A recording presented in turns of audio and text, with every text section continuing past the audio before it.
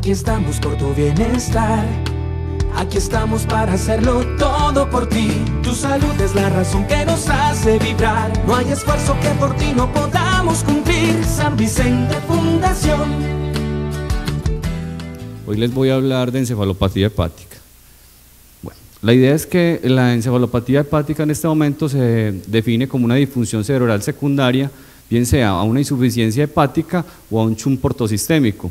Esta patología nos da una amplia variedad de anormalidades neuropsiquiátricas que pueden ir desde la simple alteración subclínica del paciente, donde simplemente el paciente se te queja porque tiene alteraciones de la concentración o alteraciones del sueño, incluso algunos pacientes que los vamos a detectar por medio de pruebas neuropsiquiátricas hasta que el paciente que está en un franco coma. Cuando hablamos de encefalopatía hepática siempre tenemos que decir que es un diagnóstico de exclusión. Como tal tenemos que tener en mente una cantidad de diagnósticos alternativos y cuando nos enfrentemos a este paciente debemos de tratar de depurar todos estos diagnósticos para poder definir que tenga o no una encefalopatía hepática. Es una complicación muy frecuente de la cirrosis, la encontramos en el 30-40% de todos nuestros pacientes y uno de los grandes problemas es que es una alta carga, nos da una alta carga económica para la parte de salud. En Estados Unidos, por ejemplo, en el 2009 se reportaron aproximadamente 22.000 hospitalizaciones solo por encefalopatía hepática, entonces ya pueden alcanzarse a imaginar lo que cuesta un paciente de estos para la salud. En cuanto a la epidemiología, entonces podemos decir que la encefalopatía manifiesta o aquella encefalopatía asintomática, al igual que algunas otras complicaciones de la cirrosis, como son el sangrado variceal, la citis, como nos decía Luisa, hacen parte del diagnóstico ya de la cirrosis descompensada. Hablando de incidencia y prevalencia de la encefalopatía, esto básicamente está relacionado con el grado de enfermedad, el grado de alteración de la función hepática o la gravedad de ese chumpo ortosistémico del que estábamos hablando. Entonces podemos tener que la podemos encontrar entre el 10 al 14% de todos los pacientes al momento del diagnóstico, pero puede ser tan alta como hasta el 21% si el paciente tiene una cirrosis descompensada, en presencia de TIPS, como en el caso de sangrado variceal, aquel paciente que tiene una citis refractaria, la prevalencia de encefalopatía puede llegar a ser del 50% y durante toda la evolución de la cirrosis hepática podemos dar cuenta hasta del 30 al 40% de estos.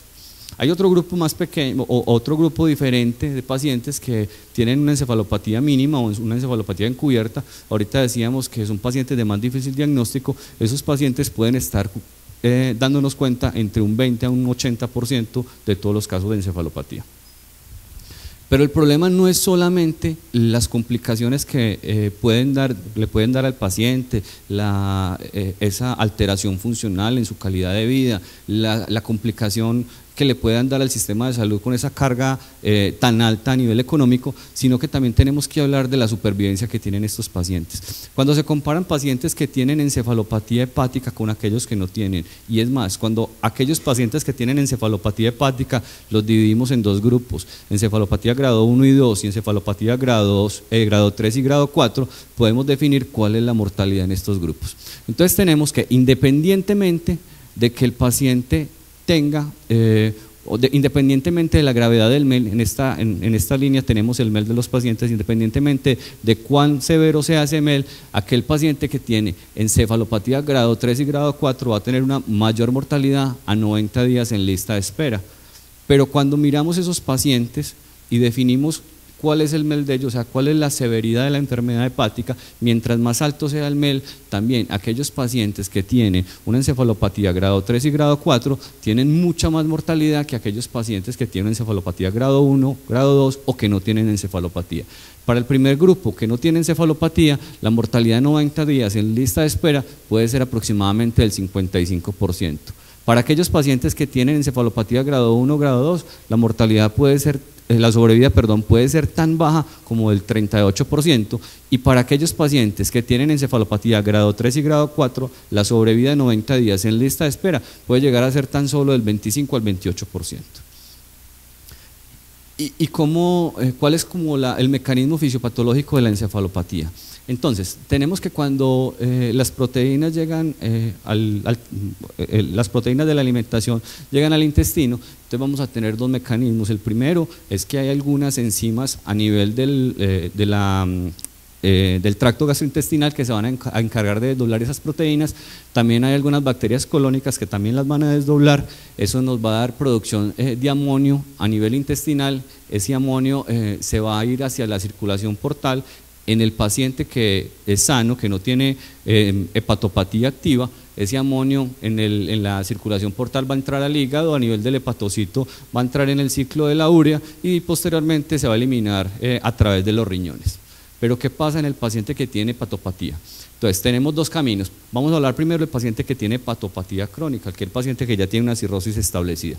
Entonces, si el paciente tiene una cirrosis establecida, ese mecanismo de depuración por vía ciclo de la urea no va a ser tan efectivo, se van a empezar a acumular cantidades importantes de amonio. Ese amonio va a pasar a circulación general, de la circulación general va a atravesar la barrera hematoencefálica. El amonio a nivel del cerebro va a producir diferentes anormalidades a nivel de algunas citoquinas y de algunos neurotransmisores. Va a aumentar algunos neuromoduladores, va a aumentar la glicólisis, va a disminuir citoquinas y en última instancia lo que va a dar una disfunción neuronal y en el paciente eso se va a expresar como una encefalopatía hepática.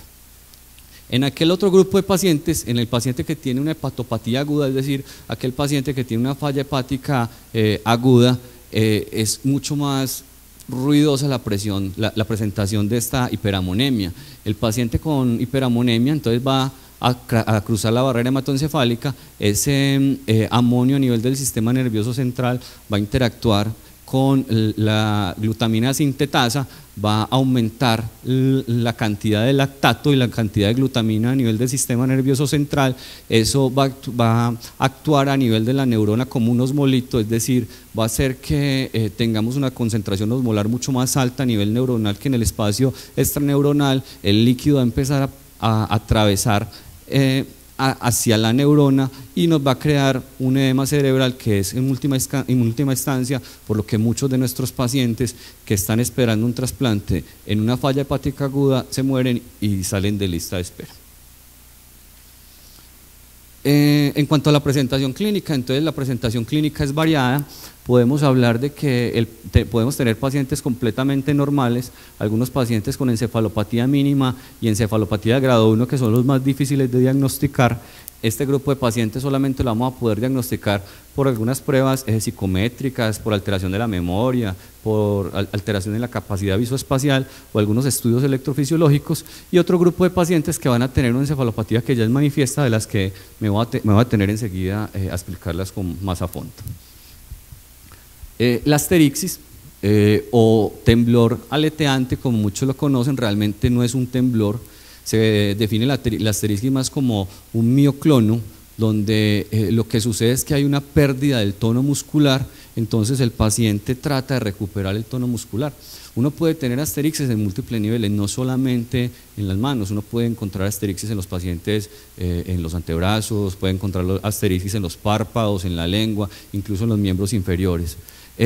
La manera más fácil de buscar la asterixis es pidiéndole al paciente que hiperextienda las muñecas, que separe los dedos. Eso va a hacer que los pacientes en esa hiperextensión, el paciente va a presentar un mioclono, entonces el paciente trata de recuperar el tono postural y lo que usted va a ver simplemente es como un temblor aleteante. La idea es que la asterixis no es patognomónica de la encefalopatía hepática, la podemos encontrar en múltiples encefalopatías de tipo metabólico, por ejemplo en encefalopatía urémica o en encefalopatía por algunos medicamentos. Tenemos muchas otras manifestaciones de la encefalopatía hepática en nuestros pacientes que son manifestaciones poco usuales. Dentro de estas tenemos la demencia hepática. El mecanismo realmente no es muy bien entendido.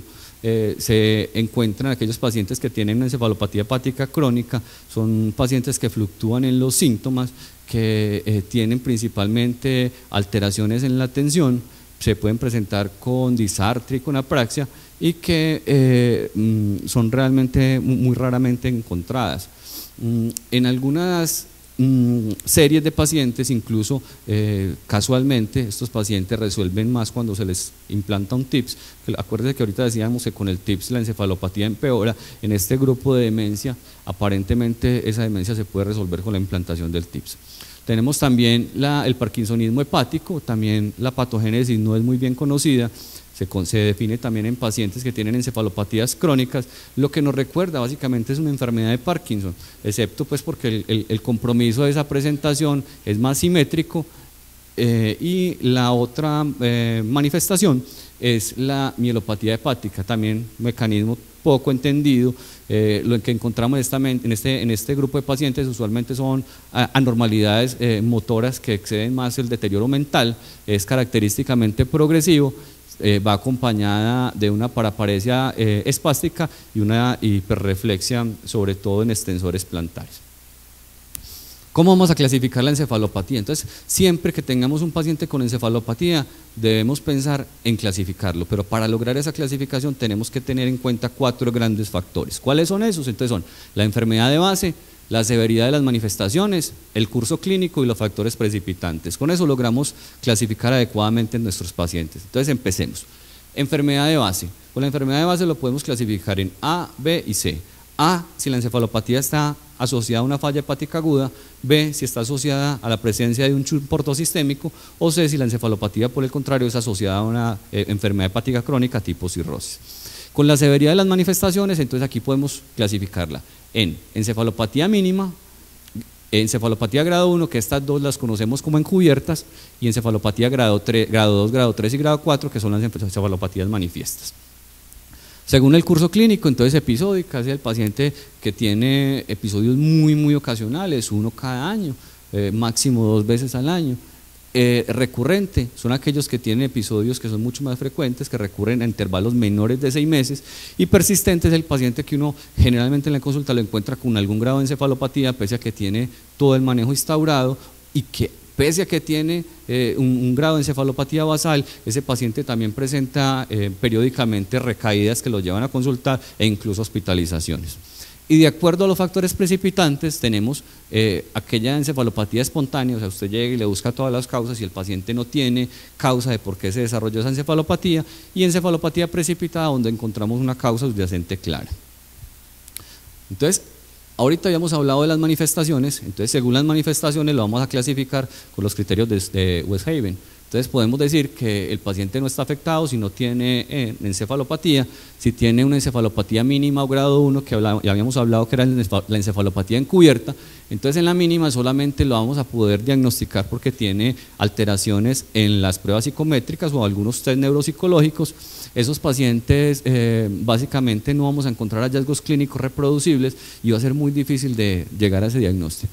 En la grado 1, el paciente tiene algunas alteraciones muy sutiles que generalmente son más detectadas por la gente con la que vive el paciente. El paciente te llega a la consulta y vos pensás que es un paciente completamente normal, que no está cursando con encefalopatía, pero está la esposa donde te dice, no, es que yo lo veo más apático que de costumbre, o veo que él cuando va a hacer una suma no es capaz de concentrarse y lograr el resultado, o incluso tiene alteraciones del sueño. En esos pacientes tenemos que tener muy en cuenta que pueden estar cursando con una encefalopatía. Esos hallazgos clínicos por lo general tampoco son reproducibles. En el grado 2, ya son las encefalopatías que son sintomáticas. En este grado 2 que vamos a encontrar un paciente que ya tiene letargo o apatía, que generalmente está desorientado en tiempo. Esta es una clave muy importante porque en el grado 2 lo vamos a encontrar desorientado en tiempo, y en el grado 3 generalmente el paciente ya va a estar desorientado en espacio. Vamos a tener algunos cambios de personalidad que ya son más obvios.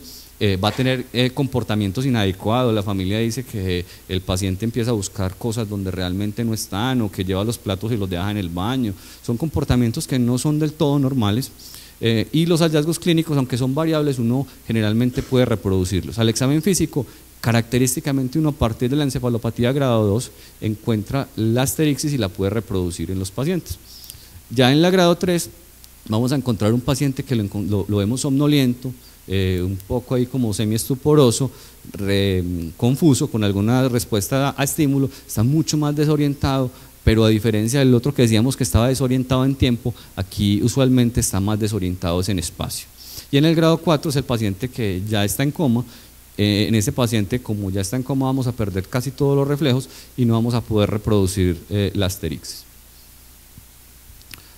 Siempre que tengamos un paciente con encefalopatía hepática, tenemos que tener en la mente que ese paciente puede tener algún factor desencadenante para que lo haya llevado al desarrollo de esa encefalopatía. ¿Cuáles son los más frecuentes? Entonces, el consumo excesivo de proteínas.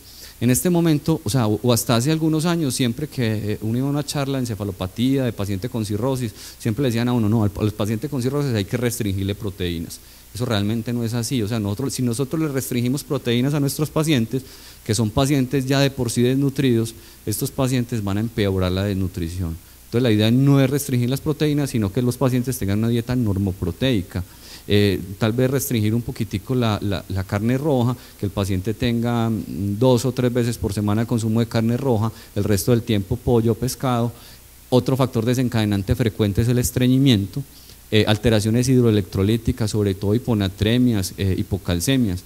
Muy frecuentes las infecciones. Cuando empezamos a hablar de infecciones en el paciente cirrótico, hay que decir que la principal infección es la peritonitis bacteriana espontánea. Después de esta, en frecuencia encontramos la infección del tracto genitourinario, después las infecciones de piel y en cuarto lugar la neumonía. Entonces tenemos que tener eso en mente.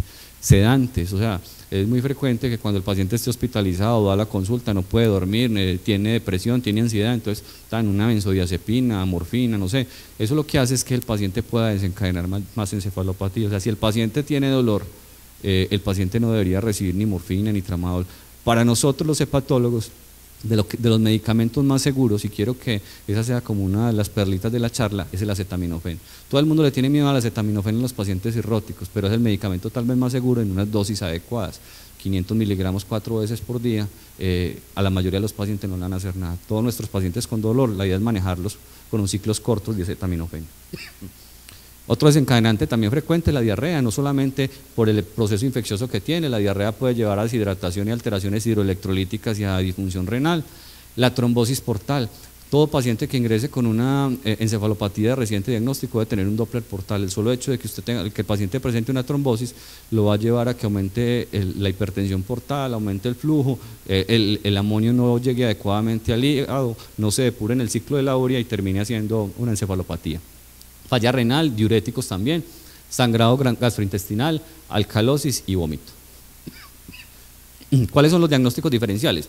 Entonces, ahorita decíamos que es un diagnóstico de exclusión, entonces tenemos que empezar a tratar de depurar uno por uno las cosas que más frecuente vamos a encontrar en estos pacientes. Entonces, alteraciones del azúcar, hipoglicemias, cetoacidosis, coma hiperosmolar, acidosis láctica, el consumo de alcohol, no solamente la ingesta aguda con la hepatitis alcohólica, sino también aquellos pacientes que dejaron de consumir, que tienen un síndrome de abstinencia, y los pacientes que están desarrollando un síndrome de Wernicke.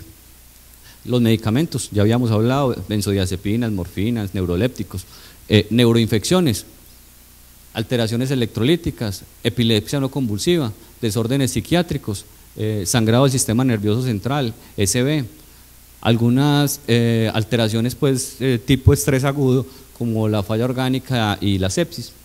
Y otras presentaciones como la demencia, las lesiones ocupantes de espacio en el sistema nervioso central y la apnea obstructiva del sueño, que es mucho más rara que se presente como encefalopatía. ¿Cuál es el papel del amonio entonces en estos pacientes? O sea, nosotros como hepatólogos lo vimos en la práctica clínica diaria. Cada que llegamos y vamos a ver un paciente con encefalopatía y el paciente tiene una cirrosis establecida, tiene su amonio pedido 2, 3, 4 veces, incluso durante toda la hospitalización. Entonces, ¿eso es útil, no es útil? ¿Lo debemos hacer, no lo debemos hacer? Entonces, lo que tenemos que decir es que el amonio es útil bajo unas ciertas circunstancias, o sea, sobre todo cuando tenemos un paciente que tiene un estado mental alterado y no sabemos si el paciente tiene una hepatopatía crónica o no. En ese paciente tal vez el amonio nos puede ayudar a discernir si la encefalopatía es más de origen hepático o no. Cuando la enfermedad hepática está establecida y la conocemos, ya el amonio pierde validez. Ahorita cuando veíamos la fisiopatología nos dábamos cuenta de que yo no les hablaba de hipertensión endocraniana ni edema intracerebral en el paciente cirrótico, sino en el paciente con falla hepática aguda. Generalmente nuestros pacientes con cirrosis, así tengan niveles muy altos de amonio, no desarrollan este tipo de complicaciones. Entonces, y lo otro es que tiene un valor limitado. ¿Valor limitado por qué? Porque el amonio se puede alterar de acuerdo a las circunstancias en que se tome la muestra, que haya un error en la recolección, un error en la manipulación y un error en el almacenamiento de la muestra. Cuando uno toma unos niveles de amonio ese tubito con la muestra de sangre debe ir en hielo y se debe procesar en los próximos 20 minutos. Si no, los glóbulos rojos empiezan a liberar amonio y va a haber un falso positivo. Vamos a tener falsos positivos de hasta el 40% y falsos negativos que van hasta el 49%. Y en la falla hepática aguda, el amonio sí tiene un valor predictivo importante. Valores de amonio por encima de 150, esos pacientes tienen una alta posibilidad de edema cerebral. Esos pacientes el intensivista los tiene que manejar con ventilación protectiva, con manitol, con todas las carretas para tratar de disminuir la presión intracraneana. Entonces, llegamos a la conclusión de que el nivel sérico de amonio por sí no nos ayuda como herramienta diagnóstica definitiva en la encefalopatía hepática, a menos de que sea en ese paciente que tiene un estado mental alterado de causa no clara. Pruebas diagnósticas para la encefalopatía, pues muy difícil, o sea, básicamente la encefalopatía es un diagnóstico clínico y se basa en la exclusión de todas esas otras patologías, pero en aquellos pacientes que tienen encefalopatía encubierta o grado 1, los test psicométricos nos pueden ayudar, básicamente identifican déficit de atención y alteración pues en la respuesta. Hay otras pruebas como la frecuencia crítica del parpadeo, eso simplemente es que al paciente cirrótico se estimula con un haz de luz que tiene una frecuencia de más o menos 60 Hz, el paciente percibe ese haz de luz como un punto, pero a medida que la frecuencia se va disminuyendo, el paciente va a percibir, ya no lo va a percibir como un punto, sino que lo va a percibir como un parpadeo. Entonces, aquellos pacientes que tienen encefalopatía van a percibir ese parpadeo con una menor frecuencia de lo que lo hacen los pacientes normales. En el electroencefalograma solamente vamos a ver disminución en el ritmo, sin otras anormalidades específicas. Los potenciales evocados no nos ayudan mucho y la resonancia magnética también tiene un papel muy poco relevante en la encefalopatía hepática. Tratamiento. Entonces, cuando nosotros nos enfrentamos a un paciente que tiene encefalopatía hepática, tenemos que tener 3 consideraciones grandes. Lo primero, tenemos que pensar en la seguridad del paciente. Lo segundo, definir si tiene factores precipitantes. Y lo tercero, ya irnos al tratamiento. Entonces, seguridad del paciente. El paciente es capaz de estar solo, el paciente es capaz de manejar, el paciente es capaz de tener una vía aérea permeable. Nos tenemos que hacer todas esas preguntas y definir si el paciente se puede manejar ambulatoria o hospitalariamente. Lo otro ya es chequear todos esos precipitantes de los que habíamos hablado y no se los voy a repetir. Y lo último es tratar. ¿Tratar qué? Si el paciente tiene una infección, tratar la infección. Si tiene un desencadenante, entonces tiene estreñimiento, entonces tratar el estreñimiento. Corregir las alteraciones hidroelectrolíticas, corregir la disfunción renal y algunos medicamentos que nos van a ayudar para el manejo de la encefalopatía. Si nosotros corregimos la causa de base, solamente con corregir la causa de base, posiblemente el 90% de todos nuestros pacientes se logren controlar y lleguen a su estado basal. Bueno, entre los manejos, entonces tenemos los disacáridos no absorbibles. En estos disacáridos no absorbibles, tal vez el mayor exponente es la lactulosa.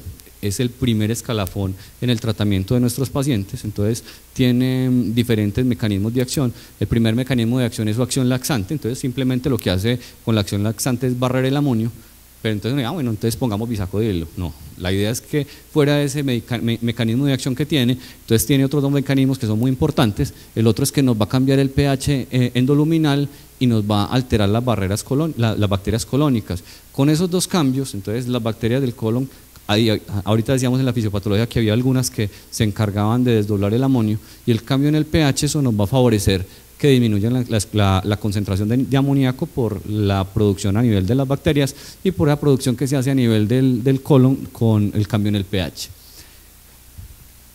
Si nosotros tenemos falta de efecto de la lactulosa, es decir, tenemos un paciente con encefalopatía hepática y le empezamos a poner lactulosa y el paciente está con múltiples deposiciones diarreicas y aún no lo logramos controlar, entonces tenemos que parar en ese momento y pensar, venga, ¿realmente este paciente lo que tiene es una falla del medicamento o lo que tiene es que tiene un factor desencadenante que no hemos reconocido? Muy posiblemente lo que nos vamos a encontrar es que tiene un factor desencadenante no reconocido. Es muy poco probable que tengamos un paciente que no responda al manejo con lactulosa.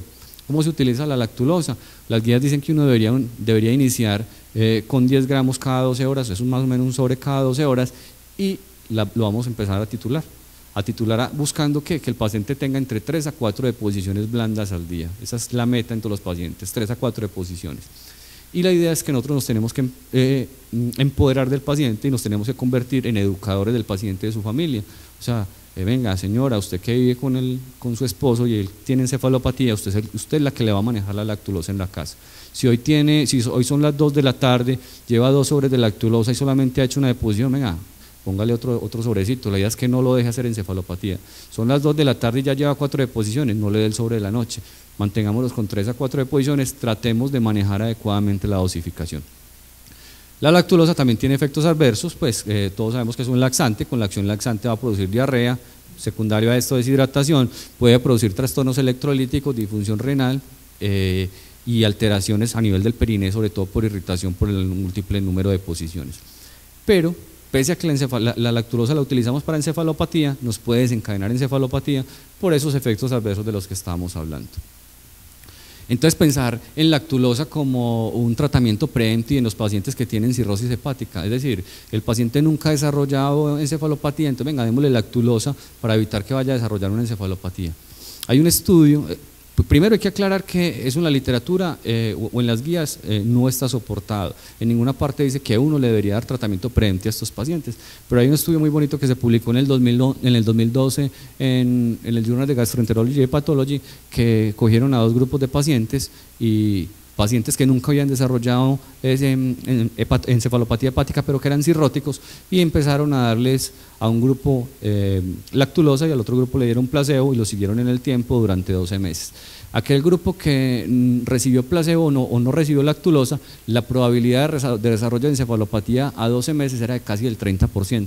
En aquel grupo que recibió lactulosa y que nunca había desarrollado encefalopatía, la posibilidad de desarrollar encefalopatía fue solamente del 10%. Un estudio que muestra una estadística significativa, aunque los grupos de pacientes son pequeñitos, y eso se debe tratar de replicar en estudios más grandes para realmente dar una recomendación. En este momento en las guías no está aprobado el tratamiento preventivo para la encefalopatía. La rifaximina es el segundo escalón en el manejo de los pacientes con la encefalopatía, es un antibiótico no absorbible, es un antibiótico que tiene una ventaja muy grande y es que tiene una alta barrera de resistencia.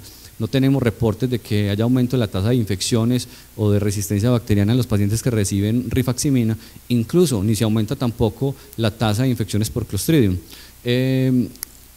La rifaximina como monoterapia, deberíamos utilizar rifaximina como monoterapia. Ahorita decíamos que la lactulosa es el primer escalón, o sea, nosotros siempre deberíamos empezar el manejo de los pacientes con lactulosa, pero si resulta que el paciente tiene alguna otra contraindicación para recibir la lactulosa, es decir, es intolerante al medicamento o tiene una diarrea crónica, ese es el paciente que podría recibir rifaximina como monoterapia.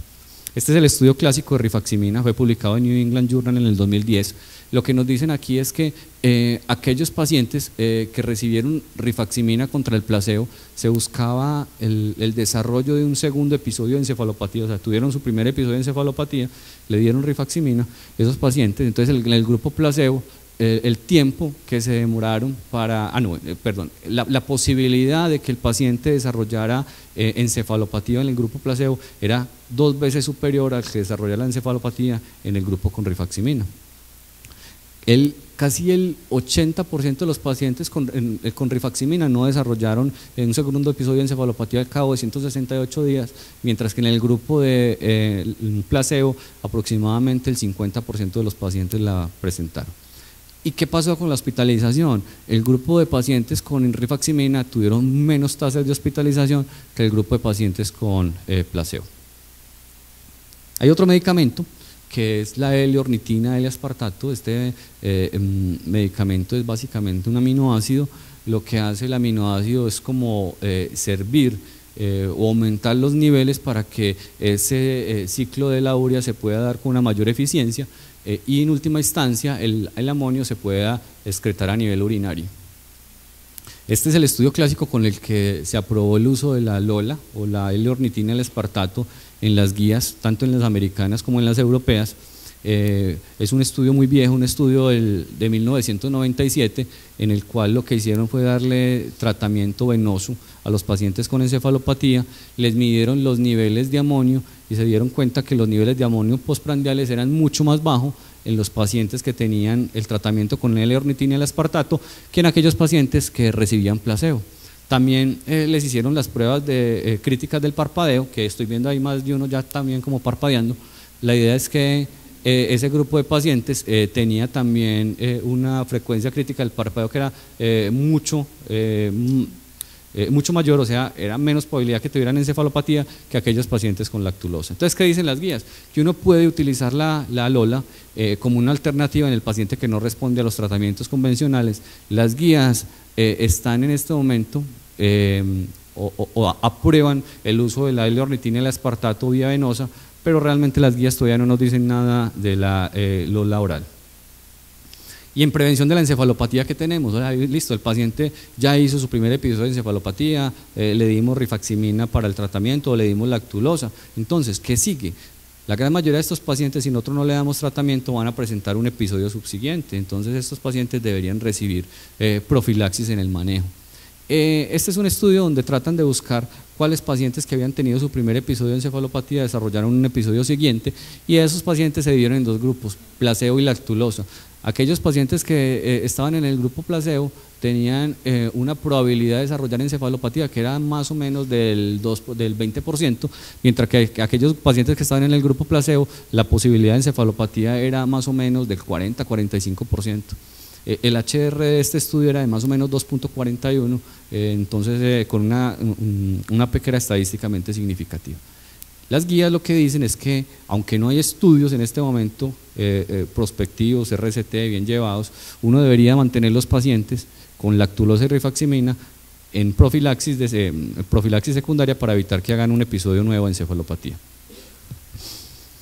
Cata, en la primera charla nos decía que aquellos pacientes que hacían sangrado variceal podían desarrollar encefalopatía, y eso es muy claro, ¿cierto? O sea, usted está deglutiendo sangre, la sangre tiene proteínas, las proteínas llegan al tracto gastrointestinal inferior, esas proteínas se degradan por las bacterias a nivel intestinal y volvemos a todo el círculo que habíamos hablado ahora.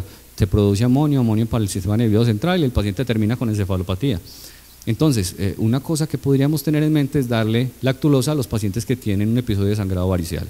Las guías tampoco están en este momento diciendo que uno debería hacer esto, pero este es un estudio realmente muy bueno, donde se llevaron los pacientes con sangrado variceal agudo y que tenían cirrosis y que no venían con tratamiento con lactulosa, se llevaron a lactulosa o a no lactulosa. Aquellos pacientes que se llevaron a lactulosa o que se les dio profilaxis de encefalopatía con lactulosa en el sangrado variceal agudo, solamente el 14% desarrollaron encefalopatía, mientras que en el otro grupo 40% desarrollaron encefalopatía. Es un estudio que realmente le dice a uno, bueno, uno debería tratar de dar lactulosa en ese escenario.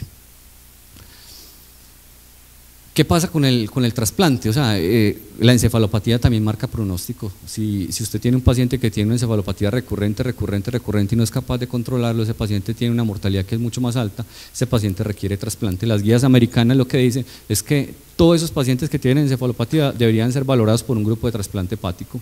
La idea es que el paciente se trate de controlar, y si uno le logra controlar la encefalopatía no requerirá trasplante, pero si la encefalopatía persiste descontrolada o es una encefalopatía persistente, se debe considerar trasplante como la única opción para ese paciente. Para que terminemos esta charla, aquí lo que les voy a dejar es un algoritmo de cómo evaluar y cómo manejar el paciente con encefalopatía hepática, un algoritmo que sale en esta revista en el 2016.